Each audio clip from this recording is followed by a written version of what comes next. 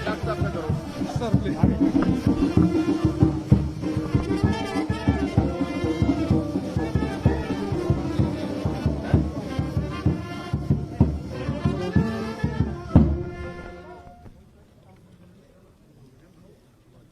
हाँ, कहीं नजदीक आएंगे आप लोग? हाँ सर।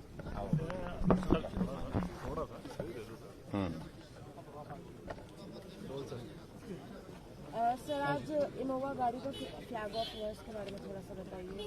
प्राइड विद राइड एक टैगलाइन है, तो इसके बारे में थोड़ा सा बताइए।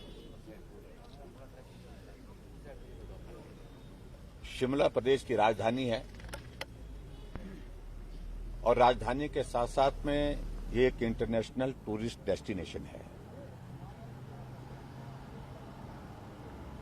हिमाचल प्रदेश में शिमला को हम स्मार्ट सिटी के रूप में भी आज देख रहे हैं कि लगातार हर क्षेत्र में विकास हो रहा है।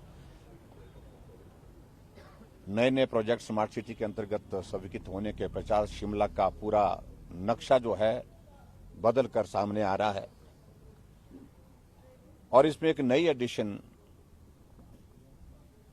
Ride with pride HRTC Shimla के माध्यम से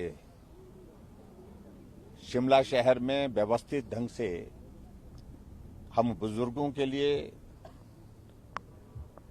कुछ पॉइंट से दूसरे पॉइंट तक पहुंचाने के लिए आने जाने के लिए सुविधा दे सके, महिलाओं को भी दे सकें और ऐसे लोग जो शारीरिक रूप से जिनको कठिनाई रहती है उन लोगों के लिए मदद कर सकें।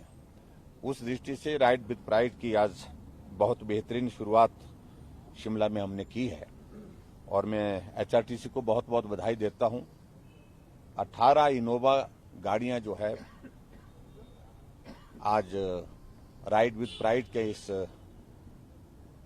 नारे के साथ यहां पर हमने समर्पित की है शिमला में और मैं समझता हूं कि ये बहुत बड़ी एक एडिशन शिमला शहर के लोगों के लिए आने जाने की दृष्टि से भी और उसके साथ साथ में जो हमारे पर्यटक बाहर से आते हैं उनके लिए भी आने जाने की एक बहुत बड़ी सुविधा रहती है।